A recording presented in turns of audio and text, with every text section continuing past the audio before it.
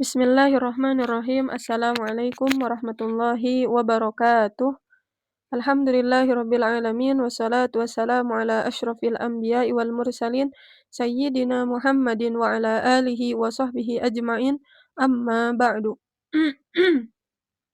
Alhamdulillah teman-teman, kita kembali lagi di mabar kita kali ini masih dalam kitab Tarikh Sunnah ya. Pertemuan ke berapa? 11 ya kalau nggak salah. Nah, insya Allah pada pertemuan kali ini kita akan melanjutkan bagaimana marhalah tadwin sunnah, bagaimana proses penulisan sunnah tersebut. Nah, kemarin kita tahu bahwasanya proses penulisan sunnah itu terbagi pada 3 marhalah. Yang pertama adalah marhalah kitabah, kedua tadwin, ketiga tasnif. Nah, sekarang kita akan membahas satu-satu apa itu marhalah kitabah, tadwin, dan tasnif. Pertama adalah marhalatul kitabah. Wa qad qama biha as-sahaba imtithalan liqaulillahi azza wa jalla wa ma ataakumur rasulu fakhudhuhu wa ma nahakum anhu fantahu. Nah, di sini para sahabat telah mencontohkan kepada kita atas qaul ta'ala wa ma ataakumur rasul fakhudhuhu. Kata Allah, apa yang datang kepada kalian, kepada rasul kalian, maka ambillah, dan apa yang dilarang daripada rasul kalian maka tinggalkanlah atau jauhilah. Wa ta'atillah kama qala ta'ala may yuti'ir rasul faqad ata'allah. Selain itu juga Allah memerintahkan kita untuk senantiasa taat kepada Rasul Allah gitu. Yang mana diturunkan kepada kita yaitu Rasul Muhammad sallallahu alaihi wasallam. Kenapa? Li'anna sunnah minallahi ta'ala. Sebagaimana Allah Ta'ala berfirman, "Wa ma yantiqu 'anil hawa in huwa illa wahyu yuha." Jadi tidaklah aku mewahyukan kepada Nabi Muhammad SAW kecuali memang itu adalah wahyu. Jadi Nabi itu berkata tidak apa tuh namanya, bukan atas hawa nafsu beliau gitu, tapi itu semua wahyu dari Allah Ta'ala. Terus waqad dafa'ahum ilal kitabah ma ya'ti. Nah, dari sinilah kita apa tuh namanya, kita melihat bahwasanya begitu pentingnya sunnah itu ditulis. Pertama, hirsuhum 'ala sunnah wal 'amali biha. Karena kita menjaga sunnah agar tetap terjaga dan bisa diamalkan. Yang kedua, khaufuhum minan nisyan li ghaflatidh dhihni. Yang kedua adalah takut ketika apa tuh namanya, ketika sunnah itu tidak ditulis, maka para sahabat itu takut lupa gitu. Walid-dha'fi alladzi yusibu dzakirah. Kenapa? Bisa aja gitu ya suatu saat nanti hafalan sahabat itu misalkan lupa atau lain sebagainya. Terus yang ketiga, al-kitaba ablagu fi saunil maktub wa hifdzuhu. Nah, kenapa? Karena penulisan itu lebih apa tuh namanya, lebih bagus, lebih efektif daripada hanya sekedar menghafal saja gitu. Wa amanahu minaz zalali wal wahmi. Dan dari kitabah tersebut kita apa tuh namanya, menghindari dari kezalal dan waham, menghindari dari segala apa tuh namanya, keraguan-keraguan gitu. Lidza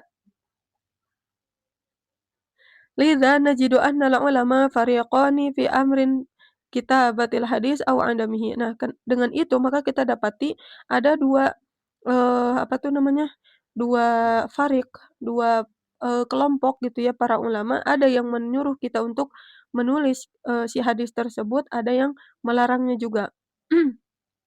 Wa ma'a dzalika fahuma laisa muta'aridan aw mutadadan. Tapi kedua itu bukan berarti mereka bertentangan. Wa innama huma muta'alifani yajma'u bainahuma. Tapi keduanya itu justru saling melengkapi. Anna kilahuma harisun ala sunnah bal huma harisun ala masdariddin. Nah, jadi ada yang farik atau kelompok yang memang dia itu menjaga sekali sunnah, ada juga yang memang dia memegang teguh terhadap qaul Abu Bakar pada saat itu, gitu. Jadi keduanya itu bukan berarti bertentangan atau lain sebagainya, enggak. Tapi, keduanya itu bentuk dari harisuddin atau masdaruddin. Bentuk dari penjagaan agama ya sesuai dengan, kemampuan mereka, gitu. Al-Qur'an, nah, Al-Qur'an itu apa? Huwa munazzal min qibalillahi qawiyul alfaz ghazirul ma'ani nazala bi afsahil lughat ala afsahil aqwam. Nah, Al-Qur'an itu sendiri adalah suatu kalam yang diturunkan dari Allah Subhanahu wa taala dengan lafadz yang begitu gozir, ya dengan lafadz yang begitu kuat dari segi pelafadzannya dan maknanya yang sangat banyak, yang sangat kaya. Nazala bi afsahil lughat ala afsahil aqwam.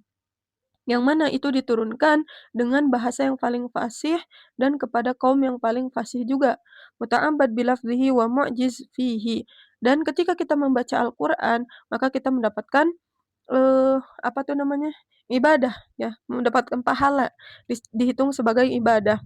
Famana kitabatus sunnah kai tatafarragu aidil kitab likitabatihi. Nah, kenapa orang atau para sahabat pada zaman itu melarang untuk menuliskan kitabah, menuliskan, sunnah, afwan ya, menuliskan sunnah. Kenapa? Karena takutnya tercampur dengan kitabah, Al-Qur'an pada saat itu yang sedang ditulis juga. Wa muhafadzah ala an yakhtalitu bihi ghairihi. Nah, terus apa sunnah itu? Fahiya lafdzun afsahil Arab laisat mu'jizah fi lafziha wala muta'abbada fiha. Nah, adapun sunnah dia bukan berarti, apa tuh namanya, dari segi bahasa, dia bukan bahasa yang fasih dan dia juga bukan, sebagai mukjizat dari segi pelafadzan gitu. Dan ketika kita membaca sunnah itu tidak ada, bernilai ibadah di sana, gitu. Tapi tentu, sunnah tersebut masih, dari wahyu minallahi ta'ala gitu. Yumkin an tarwi bil makna. Kemudian, fal man'u min kitabatiha. Dan kenapa, dilarang untuk menuliskan gitu ya, menuliskan sunnah tersebut walau waqtiyan, walaupun, pada saat itu hifdzun 'alaiha aidan, karena menjaga juga dari sunnah tersebut, walikai tataharrukil adhan, agar si tidak lupa, si sunnah yang dihafalkan oleh para, sahabat itu tidak lupa gitu. Fa idza makhtalafu fi lafzi raja'u ilal marji'il awwal wal masdaril a'zam Rasulillah sallallahu alaihi wasallam.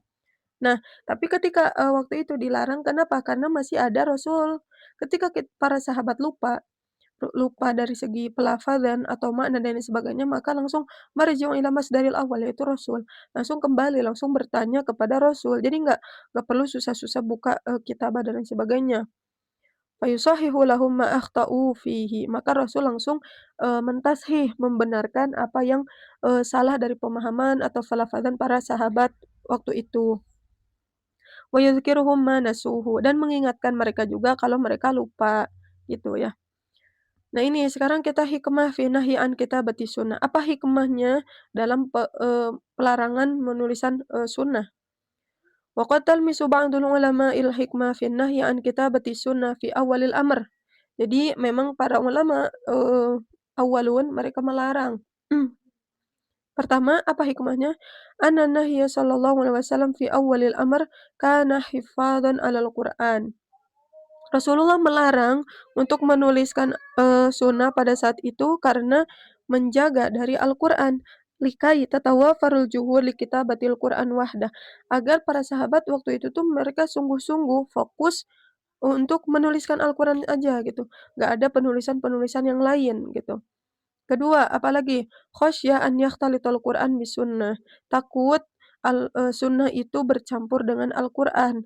Fa uslubul Qur'an wa in kana yakhtalifu an uslubil bashar. Kenapa? Karena uslub Al-Qur'an dari segi bahasa, habis itu makna dan lain sebagainya itu berbeda dengan, uslubil bashar, manusia. Illa annal araba kanu lam yudriku dzalika ba'da wa lam yatamarrasuhu. Nah, dengan itu, ya kan, pada masa itu tuh orang-orang Arab itu belum mengerti bagaimana uslub Al-Qur'an dan lain sebagainya. Falyadhillul Qur'an fi sahatil kitabah wahdah. Maka dengan itu, para sahabat itu difokuskan untuk menuliskan Al-Qur'an saja. Hatta tafhamul adwaqi tabi'atihi, sampai mereka itu faham, pola Al-Qur'an itu begitu gitu. Wa tudrikul uyun al-farqu bainahu wa baina uslubil bashar, dan sampai mengetahui, oh ternyata uslub Al-Qur'an itu berbeda dengan uslub, sunnah. Oh, bahasa Al-Qur'an itu nggak ada yang bisa menandingi misal. Tetapi kalau uslub, sunnah itu seperti bahasa-bahasa, kalam bashar biasa dan lain sebagainya gitu ya, kalau dari segi pelafadzan.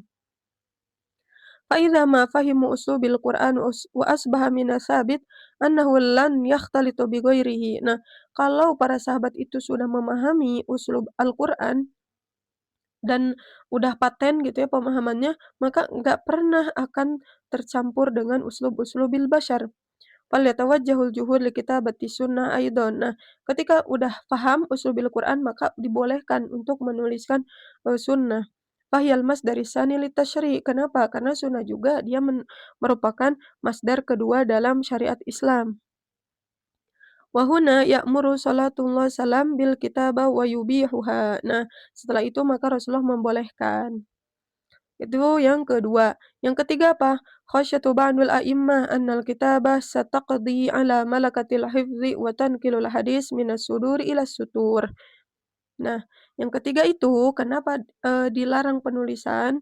Karena Rasulullah itu takut bahwasanya para sahabat itu atau para ulama-ulama pada zaman itu mereka berpindah dari tadinya, menghafal, bersungguh-sungguh dalam menghafal, berusaha menjaga dan lain sebagainya, akhirnya berpindah mengandalkan buku yang ada. Nah, takutnya seperti itu. Nah, kan ketika ada buku, ketika kita lupa, nah kita tinggal buka buku aja. Ibaratnya pemikirannya atau berpikirnya itu enggak sekeras, pemikiran hafalan gitu. Wala syakka anna ma fis suduri aqrab ilal amal wa ablagu fit ta'thir. Nah, dengan itu juga ketika kita sudah menghafal, kita faham dan lain sebagainya, kita mudah untuk mengamalkannya. Lidza satanawalu biidznillah ta'ala hujajil fariqaini fin nahyi 'anil kitabah. Nah, di sana akan dijelaskan apa sih hujah, kedua belah pihak tersebut dalam pelarangan menulis kitab atau pembolehannya. Hatta tattadihu lana wajhatun nazar kilaihima wa tata'assalul qa'idah ladaina anna kullan minhuma mujtahid wa yabghil hirsu 'ala din wa 'ala masadirihi. Nah, sampai kita itu, biar tahu, biar jelas apa sih, sebab, apa tuh namanya, pelarangan dalam menulis hadis atau kenapa pembolehan dalam menulis hadis dan lain sebagainya. Fa ilaika ayyuhal qari al aziz ma yali. Nah, di sini yang pertama hujjahnya, atau dalil pelarangan dalam menulis hadis Nabi sallallahu alaihi wasallam. Al ahadits allati tanha an kitabatil hadisis syarif. Pertama dari hadis. Wa qad ruwiya anin Nabi sallallahu alaihi wasallam ahadits tanha an kitabatil hadis. Pertama, ruwiyal Imam Muslim wa ghairihi an Abi Sa'id Al-Khudri anna Rasulullah sallallahu alaihi wasallam qala la taktubu anni wa man kataba anni ghairal Qur'an falyamhuh. Nah, di sini Rasulullah langsung berfatwa, langsung bersabda gitu ya. Janganlah kalian menuliskan sebuah hadis, menuliskan atau kata-kata dariku, la taktubu anni wa man kataba anni. Barang siapa yang menuliskan suatu yang aku ucapkan atau menuliskan sesuatu dariku selain Al-Qur'an, maka hapuslah. Di situ Rasulullah melarang keras gitu untuk tidak menuliskan hadis tersebut gitu. Terus hadis kedua, sebentar.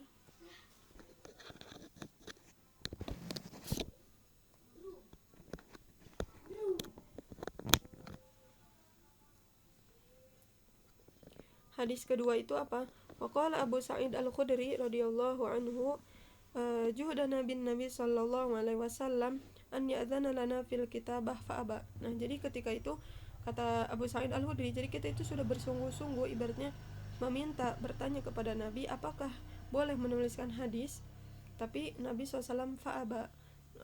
Nabi SAW itu ibaratnya menolak gitu. Wa fi riwayati anhu qala adzana Nabi sallallahu alaihi wasallam fil kitabah falam ya'dzan lana. Jadi ketika kami, kata para sahabat itu, izin kepada Nabi untuk menuliskan hadis, tapi Nabi SAW sendiri tidak mengizinkan kepada kami untuk menuliskannya. Itu yang kedua. Ketiga, ruya an Abi Hurairah radhiyallahu anhu annahu qala kharaja alaina Rasulullah sallallahu alaihi wasallam wa nahnu naktubul ahadits faqala ma hadzal ladzi taktubun. Nah, ketika itu kami katanya sedang menuliskan suatu hadis, maka Rasulullah keluar dan bertanya, apa yang sedang kalian tulis? Qulna ahadits nasma'uha minka. kita bilang ini hadis yang kami dengar darimu wahai Rasulullah. Qala kutabun ghairu kitabillahi ta'ala, apakah kalian menulis selain Al-Quran? Atadaruna ma dhallal umam qablakum illa bima iktatabu minal kutub ma kitabillahi ta'ala. Apakah kalian tahu kenapa umat-umat kenapa umat-umat terdahulu itu dolal? Karena mereka itu menuliskan Al-Quran dengan yang lainnya, sehingga tercampurlah antara Al-Quran dan lainnya. Nah, itu salah satu pelarangan Rasulullah kenapa tidak boleh dituliskan hadis tersebut gitu. Keempat, wa anil Muttalib bin Abdullah bin Hantab qala dakhala Zaid bin Thabit ala Muawiyah fas'aluhu an hadis fa amara insanan an yaktubahu faqala lahu Zaid inna Rasulullah amarna alla naktuba syai'an min hadisihi famahahu. Nah, ketika itu ada Zaid bin Thabit untuk diperintah untuk menuliskan untuk menuliskan sunnah gitu kan. Ketika itu maka Zaid itu bilang kepada para sahabat yang sedang menuliskan hadis Rasul, sesungguhnya Rasulullah itu memerintahkan kita untuk tidak menuliskan sesuatu kecuali Al-Quran. Maka barang siapa yang menuliskan menuliskan selain Al-Quran, maka hapuslah gitu. Nah, itu semua hujjah atau dalil kenapa Rasulullah melarang penulisan hadis pada zaman itu gitu ya. Kedua, as-sahabah alladzina mana'u aw karahu kitabatul hadis wa aqwalahum fi dzalik. Nah, sekarang kita kan tadi hujjah ya. Sekarang kita masuk siapa sih sahabat yang melarang dalam penulisan hadis. Pertama, ada Abu Sa'id Al-Khudri. Farwiya Ibnu Abdul Bar an Abi Nadrah qala qila li Abi Sa'id law iktatabna al-hadis faqala la naktubakum khudhu anna kama akhadna anin Nabi sallallahu alaihi wasallam. Nah, jadi diriwayatkan dari Ibnu Abdul Bar bahwasanya dikatakan dari Abi Sa'id, apakah kita boleh menuliskan hadis gitu. Terus kata Abu Sa'id itu, faqala la naktubakum, jangan kalian menuliskan sesuatu kalau tidak aku tuliskan. Khudhu anna kama akhadna anin nabi. Jadi ambillah dari kami apa yang kami ambil dari Nabi. Ketika Nabi melarang kami untuk menuliskan, maka kalian juga begitu. Nah, gitu ya. Wa anhu min tariqin akhar aturidun an taj'aluha musahif. Dari jalur lain, apakah boleh kita membuatkan suatu mushaf?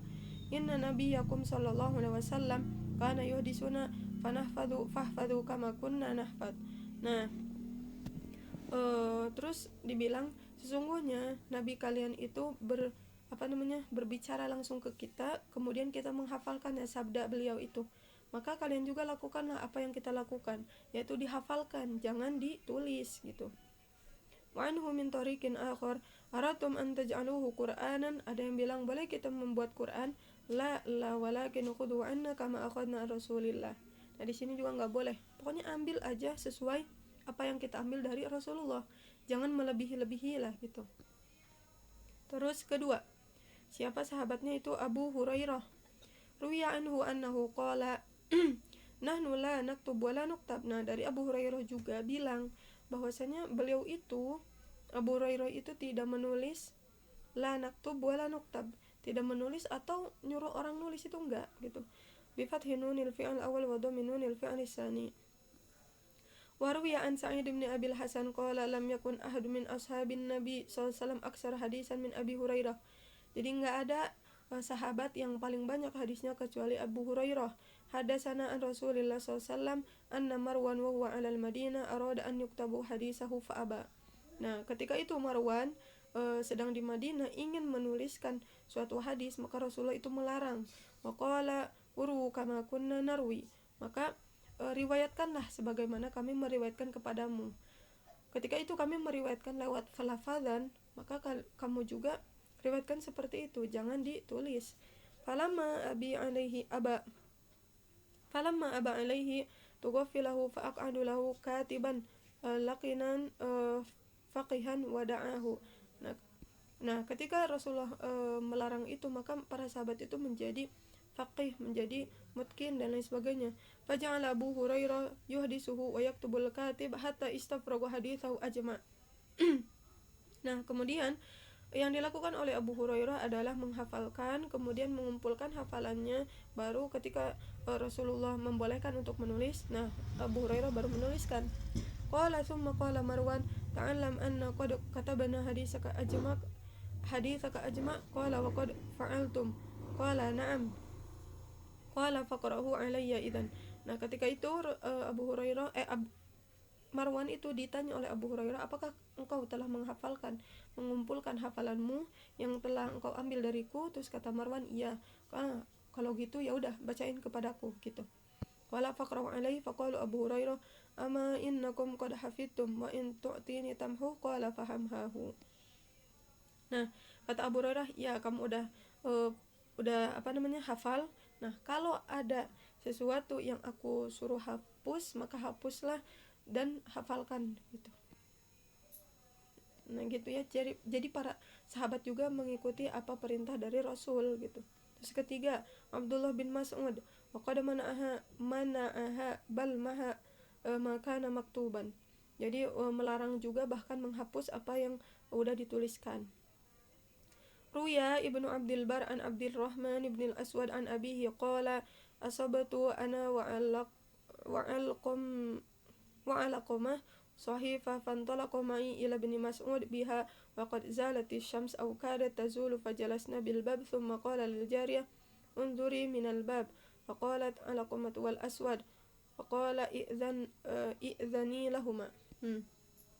Jadi ketika itu aku asobathu ana wa alaqama sahifa. Jadi aku membuat sebuah sahifah, fantalaqa ma'i, kemudian aku memperlihatkan kepada Ibnu Mas'ud ketika siang hari waktu itu ya kan, dalam dalam tulisannya itu berupa bab-bab begitu.